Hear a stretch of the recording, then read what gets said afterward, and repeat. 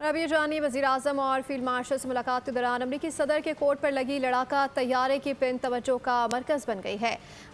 आप बताएं कि सोशल मीडिया सारफीन उसे हालिया पाक भारत कशीदगी के तनाजुर में देख रहे हैं।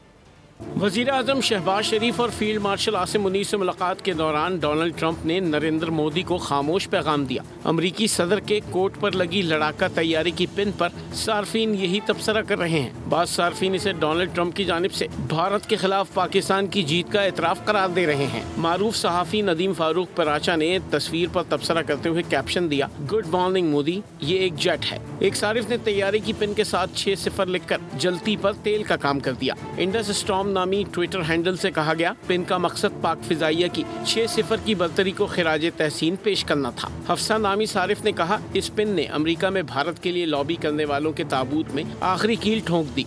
एक भारतीय सारिफ भी सवाल करता नजर आया कि तैयारी की पिन लगाकर ट्रंप क्या साबित करना चाहते हैं। सलमान खान नामी सारिफ ने तबसरा किया कि सदर ट्रंप की हिस्से मिज़ा को दाद देनी पड़ेगी। पाकिस्तानी वज़ीर-ए-आज़म से मुलाकात में भारतीय वज़ीर-ए-आज़म को भी ट्रॉल कर दिया।